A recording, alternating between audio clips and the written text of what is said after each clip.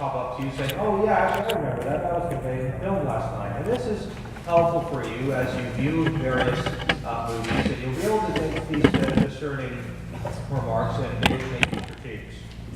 Well, looking at Hinduism, when surveying the history and the very nature of Hinduism, we have to consider the first three phases of its religious development, because it wasn't a religion that remained uniform since its beginning. There are in fact three phases. And all these phases share the following commonalities that are typical of all forms of the Hindu religion. Firstly, they regard the Vedas, this is spelled V-E-D-A-S, the Vedas, as their sacred writings, or as their divinely inspired writings. It's inspired and it's authoritative. You could say this is the Hindu Bible, per se. Secondly, every phase of these three phases of development of the Hindu religion also accepts the caste system. The caste system, whether it's accepted explicitly or implicitly, is essentially sort of like a division of social classes. If you're at the very top, you are considered part of the Brahmins caste, so that is the priesthood, the religious priesthood of the Hindus. And at the very bottom is the untouchables, and the untouchables were considered the outcasts of society. They were the filth of the society. You could never come into contact with the untouchables because it was seen as a taboo. And these were essentially the classes that were laid out within the Hindu society, and in each of these three phases of Hindu religion. And thirdly, they respect the veneration of the various levels of gods and spirits, including the protection of cows. So you may have wondered why is it that Hindus don't eat beef, or why is it that they have a great veneration for such animals. It's because it is symbolic of a particular god within their pantheon of gods. Well, we'll begin with the first phase of Hinduism. And the first phase of Hinduism's development is called Vedic Hinduism. And this started sometime around 1500 BC. Now, Vedic Hinduism is based on ritual and legal requirements which are administered by a priesthood, the Brahmins. And it's also considered as the highest class in the caste system, and it's referred to as this way of work. So, Vedic Hinduism can be referred to as the way of works. The term that they would use would be karma marga, because the appeasement of the gods and salvation is perceived as attainable through works and through obedience of certain rituals. So you would do these rituals, you would abide by your caste system, by your legal rights, by your legal requirements as laid out in the Vedas and the Hindu scriptures, and that would essentially lead you into salvation. To explain it a bit more, this term salvation is not the term as we recognize it as salvation from our sin or salvation from eternal condemnation or damnation. Salvation within the Hindu perspective is understood in terms of their cycle of reincarnation, what is called samsara. And this circle of reincarnation meant that when you died, you come back as something else. And if you lived a good life, you would come back as a higher caste system. And if you could reach to the highest being the Brahmins, and you live a good life as a Brahmin, which is the highest caste system as a priest, then you would escape reincarnation. And reincarnation is essentially seen as something negative. And what happens is that if you were to die, and you lived a good life, you would go to a paradise for a short moment of time. I guess you could call it as an intermission or break. And then you would come back as whatever you might be coming back at. So if you were a woman, and you lived a good life as a woman, you would come back as an improvement, as a man, according to the Hindu worldview. Also the same concept applies. If you're a wicked man, you might come back as a woman.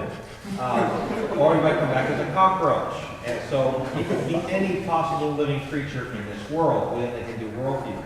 But if you were a wicked person, you would also likewise, when you die, spend a short moment of time in what would seem like a hell, tasting the bitter fruits of your works, and then you would be reincarnated as a lower caste system, within the caste system, or as a lower life form, which could be an insect or you name it. So this is why they would participate in this way of works. However, when speaking with a Hindu, no one really knows exactly what they're going to come back as. So there really is no certainty of their salvation, and there really is actually no certainty in regards to the cycle of reincarnation. Because no one's ever been through the cycle of reincarnation, come back and tell the story in a way that can justify their account. And as we're going to see, because Hinduism classifies as a oneness worldview, it cannot actually make sense of reality.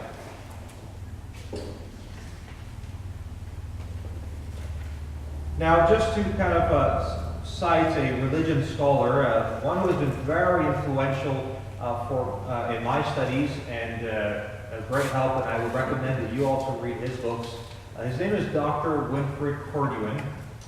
He wrote the textbook Neighboring Faiths, and he says this about the Hindu way of living, given reincarnation as part of the Hindu worldview. And he says that it is a burden because to live is to suffer, and having multiple lifetimes means going through multiple lifetimes of suffering. And reincarnation does not give hope for life after death because it is a threat of continuing misery. And it's from this phase of Hinduism, Vedic Hinduism, that the West has adopted this concept of karma. So you know how we hear about this idea of karma? Oh, you got to have good karma if you want to get good karma. You got to give do good deeds and give positive energy so that you got some good karma and load that up. It's kind of almost like a banking system. You do all these good things and you're just loading up on your karma, and then that karma just kind of gets distributed to you throughout your lifetime.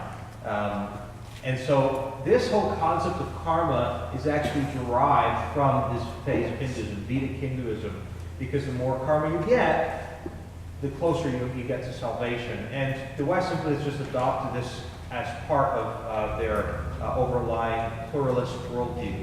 You could say that the Western culture today, if you to look at its religious makeup, it's a lot like Frankenstein-like worldview, where we have all these little components from different religious worldviews, all pertaining from the unbelieving thought, while borrowing from the true worldview. And essentially, you would say that you got a little bit of everything. You got a little bit of Hinduism, you got a little bit of you do have a little bit of Islam. You do also have a little bit of the Judaism.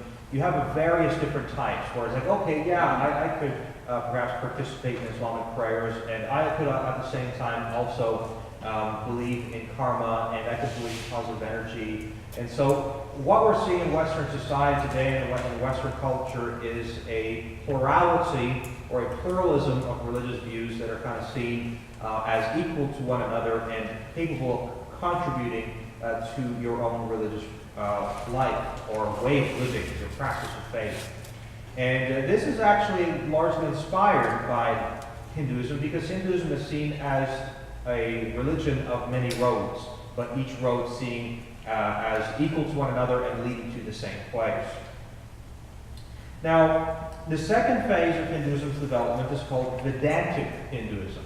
So the first is Vedic, V-E-D-I-C. The second is Vedantic Hinduism, V-E-D-A-N-T-I-C, Vedantic, which started sometime around 500 BC. And this is regarded as the most mystical of the three phases, and is named after its subsequent scriptures, which emerge as the supplements to the Vedas. So the first phase of Hinduism had the Vedas as their holy scriptures. In the second phase, they added the Upanishads. The Upanishads and the second one as well, the Vedanta. So the Upanishads and the Vedanta were these supplemental scriptures added to their primary text. And the common practices of the second phase are various forms of withdrawal, meditation, and the recognition of the Atman Brahman identity, which is to paradoxically perceive ourselves to be illusions, not real, but merely extensions of this impersonal God, Brahman. So I'll explain that a little bit more. There's the Atman Brahman identity. Atman is essentially your appearance as you are. You look in the mirror, you're speaking to someone else. That person is considered Atman. But what Brahman is essentially the impersonal God. And what we remember about the pantheism of Hinduism, all is God and God is all. So technically, what you're speaking to is an extension of Brahman, but to differentiate between you and Brahman, which technically is not possible in a oneness worldview, in a pure oneness, to differentiate between you and Brahman, your appearance, your physical appearance, and the manifestation, that is referred to as Atman, A-T-M-A-N, Atman. So that's what we mean by the Atman-Brahman identity.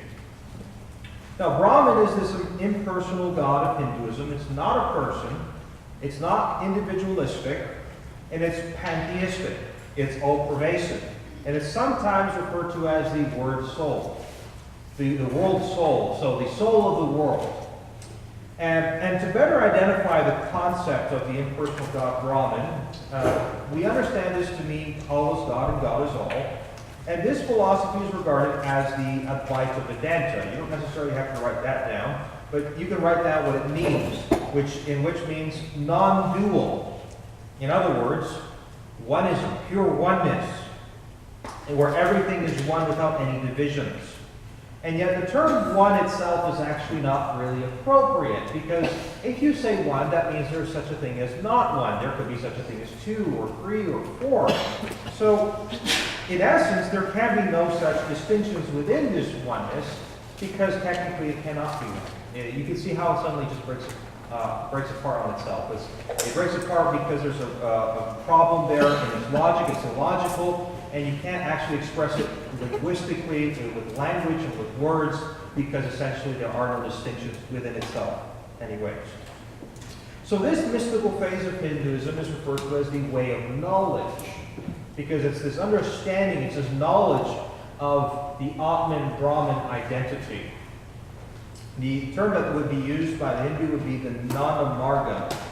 The Nanamarga, the way of knowledge. It's a freedom from the illusion of Maya, which is the magical play of Brahman and an attainment of the knowledge of reality. So in other words, to unpack that, because for us, our Western minds, the Eastern religions can be a little bit confusing to comprehend.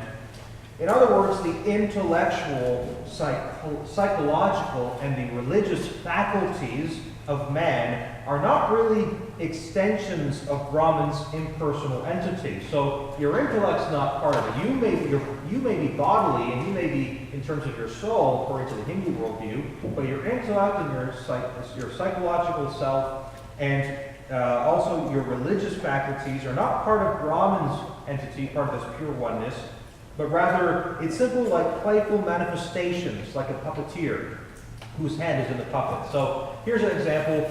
A puppeteer can make the puppet laugh. So I might have a puppet, a hand puppet, you know, when you play with little kids, and you can make it laugh, or you can make it do actions, you can make it as if it's speaking. But we know that the puppet is not actually autonomous. We know that the puppet is not actually speaking for itself, or laughing for itself, or moving for itself. Instead, the human hand inside the puppet is what is moving the puppet to act and to communicate. And in the same way, for the Hindu, our emotions, our intellect, and our behavior is the coordinated play of Brahman. But it's not Brahman itself. It's an illusion. It's what they call Maya, M-A-Y-A. The word is actually associated with the term magic. As the scholar Dr. Cordian writes, we may think of Maya as the image created by a movie projector or as a dream, experientially real, but insubstantial. If we immerse ourselves in the projection or the dream as genuine reality, we will live in ignorance. And this state will keep us from finding true reality and thus keep us confined to the cycle of reincarnation, samsara. So in essence, that which is Brahman is real, and that which is not Brahman is merely Maya, an illusion, the magical play arising from Brahman. Again, in our conversation with the Hindu, we could actually say, well, how is there in fact a distinction between Brahman and then the playful manifestations of Brahman if everything's part of this pure oneness? How many of you already have a headache as a result of all this? Yeah, okay. Good. Well, this is Eastern religions. It's not easy to comprehend because they don't adopt the same laws of logic that we have and that we've grown accustomed to within our own Western society. Mainly because the laws of logic we understand have been derived from Scripture and based on God's created world and the laws he has established the governed creation. But Eastern religions don't acknowledge any of that. In fact, they've chucked rationality out of the window. They've chucked any sort of intellectual apprehension. And so what I'm actually explaining here is the Hindus' attempt to explain what they believe in an intellectual, rational sense, which doesn't actually communicate very well. And that's because of the oneness nature of their beliefs. So freedom from the cycle of reincarnation, according to the second phase, is not actually by works, but rather by attaining the elusive knowledge of reality, which is recognizing what's an illusion and what's real. And this leads to the reconciliation of the self with Brahman, from which we get the term actually nirvana, meaning a state of supreme bliss. Now this brings us to the third phase of Hinduism's development, and this is actually found to overlap with the other two previous phases. It seems to have been developing simultaneously, but eventually developed much more recently in its fuller form. And its difference, it's actually a little bit difficult to distinguish itself from the way of works and the way of knowledge, because what it's done is it's tried to synthesize the two while also adding something new to it. It's trying to take these different components of these two phases, put them together, and then also add something to it. And this is considered Bhakti Hinduism. Bhakti is spelled out Bhakti, and it's referred to as the way of devotion. Bhakti Marga, they would say, the way of devotion. And it's characterized by the devotion offered to a particular god or a goddess. So your worship to a particular god would be considered bhakti devotion, bhakti worship. And it's often divided into three main schools within the Hindu worldview. You have, first of all, Shaivism, which is a devotion to Shiva. And then you have Vaishnavism, which is a devotion to Vishnu. And then Shaktism, which is a devotion to any goddess whatsoever. And within Hinduism, it's odd because, in fact, what we see is perhaps a reflection of human nature reflected in its own pantheon, in that each Hindu god generally had a female counterpart, and so they were considered sort of a couple, so to speak. So if you were to be dedicated or devoted towards the female counterpart of whatever god within Hinduism, that would be considered Shaktism, devotion to a goddess. And the roots of Bhakti Hinduism are actually found in the Bhagavad Gita. Now, I didn't bring it with me today, but it's actually one of the most popular sacred texts of Hinduism, because it's considered an epic, a literary epic as well, and it presumed to have been written sometime in 200 BC. So, for the non-Hindu, it's been regarded as a literary epic, but for the Hindu, it's regarded nonetheless as inspired revelation. And in the Bhagavad Gita, we read the story of a man named Arjuna.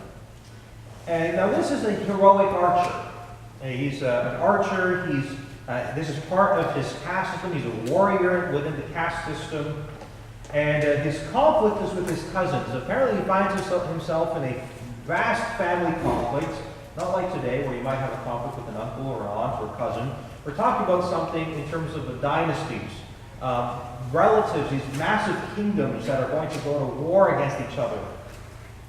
It's a conflict, and it's identified as the Kauravas. This is one of the families. And he wrestles with his moral conviction with Krishna. Now, Krishna is depicted as the incarnation of the Hindu god Vishnu. And it happens to be his charioteer, the one who's actually in the chariot with him. So he's the archer, and his chariot happens to be Krishna. And we'll return momentarily to the Bhagavad Gita, but for now, what I can say is that the text portrays an intimate relationship between man and God, and therefore the notion that man could have a loving relationship with God, in which his devotion could prompt perhaps the god or the goddess whom they are worshiping to help them escape from the cycle of reincarnation. And this, of course, led to the development of contemporary Hinduism, which has become very popular today. So thus far, we've learned that Hindus believe in an impersonal God named Brahman. God is all and all is God. a complete oneness without any distinctions, and that all perceived distinctions from reality and the trivialities of everyday life are not merely, are merely maya or illusion, the playful arisings of Brahman, and therefore it's an illusion. Now there is no creator and creation distinction, and therefore it is not a two-ist worldview, but rather one-ist, because it affirms the following. It affirms the following points, and you can write this down because this applies to every Eastern religion. In fact, it does apply to every unbelieving religion, apostate religion, but most particular, it's more explicit in the Eastern religions. Number one, all is one, and everything is divine. Now, we probably could reflect on the movie we watched last night and see how that was conveyed. So there's no external God, and spirituality is in ourselves and in the universe around us. That's number one. All is one and everything is divine. Number two, humanity is one and everyone shares in the divine power. And this conveys the thought that if we all unite, we can bring the world to a new level of happiness and peace. Peace and prosperity. So the second one is humanity is one and everyone shares in the divine power. Number three, religions are one, and each religion has some of the truth. That is, if we bring them all together, we will discover real spirituality. Religions are one, and each religion has some of the truth. And fourth, well, actually, those are the 3 points. Now we're going to look at what the problem is and what the proposed solution is. So what does the Hindus say the problem is with mankind? They say the problem with mankind, this is you can add that as a 4th point if you want. The problem with mankind is that we must remember that we are one. So black and white distinctions keep us from unity and from taking the world to the next level of spirituality, and we need to be one. So what they're saying is the distinctions between you and me, distinctions between the colors white and black, distinctions between the colors of a rainbow, distinctions of any sort is what is a problem of mankind. That's mankind's problem. That's why we have such a fallen world. That's why we have so many issues and wars and strife and problems. That's the problem, is the diversity in the distinctions that we see. And what they propose as the solution to our human condition and as the solution to our world, the problems of our world, is that we look within ourselves to find power in unifying balance. So we become spiritual as we experience the unity of all things and we lose ourselves in the all. That's what the Hindu essentially is teaching, and this is oftentimes what is smuggled into various cultural products, whether it's certain forms of yoga, or I guess yoga practices, certain types of meditations that are promoted. I know the government of Canada right now, or at least the government of Ontario, has started this new health and fitness awareness program where they have this app with care. And sometimes what they do is they propose to you some ideas as to what you can do to get fit. And they actually introduce all these ideas of meditation and yoga. And they don't go into the religious components of it, but this is how it's smuggled in generally. These are apostate, unbelieving religious practices, worship of creation itself, worship of the self, and it's introduced in as secular, irreligious practices. And so we're seeing how this, you can probably bring to mind some examples that you may have been exposed to. You can bring to mind how these things are being imported into Western society. So this is fundamentally a form of religious humanism. Because at the center of its worldview, it's man whom is deified. He's made into the God. For though the millions of gods within the Hindu pantheon regarded as superior in strength and power, they're also extensions of the impersonal God, Brahman. So in essence, we're all little gods as well. As a former Catholic who converted to Hinduism stated, whereas Christianity says, repent, you're a sinner, Hinduism says, awaken, you're divine. Now, there are obvious problems with a pantheistic oneness worldview. We've seen this throughout the week so far. First of all, the preconditions for intelligibility, that is to say, to be able to provide a justification for the meaningful experience the meaningfulness behind human experience, the intelligibility of human experience, the preconditions for intelligibility are lost. The laws of logic and reason that are used to explain the Hindu religion are lost because there are no absolutes in a world that is ultimately one impersonal God with no distinctions.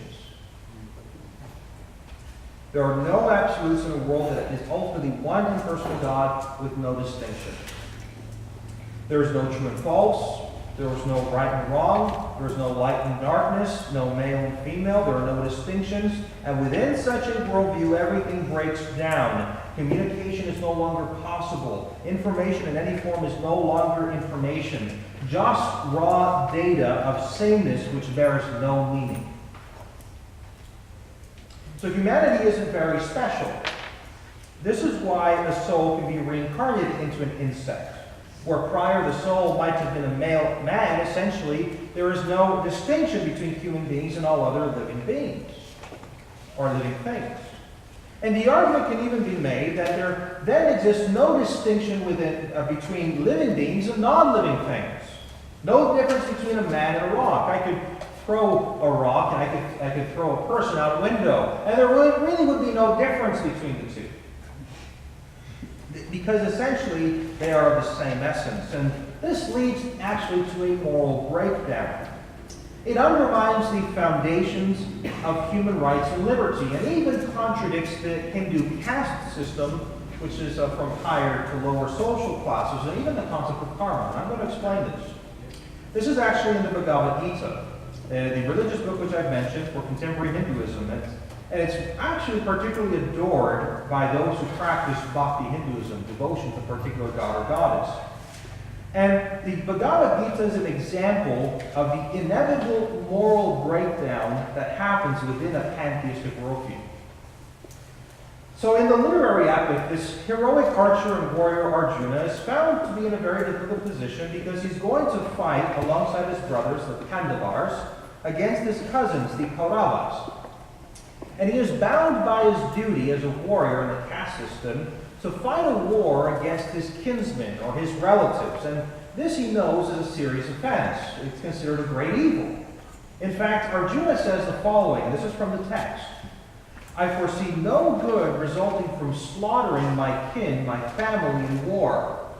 What joy for us in murdering the Kauravas, O Krishna, to one who's in his chariot. For if we killed these murderers, evil like theirs would cling to us. Even if they, mastered by greed, are blind to the consequences of the family's destruction, of friendships lost to treachery, how are we not to comprehend that we must turn back from evil? That's deep. That's a recognition of some moral code, a recognition that there is such a thing as right and wrong. And in fact, he's saying that murder is identified as something evil. And it appears that Arjuna has a basic understanding of an objective moral law, that to kill a man, much less a relative, is a great evil, and that it would be better to be slain. He says this actually. It would be better for him to be slain than to commit the crime of murder against his own family.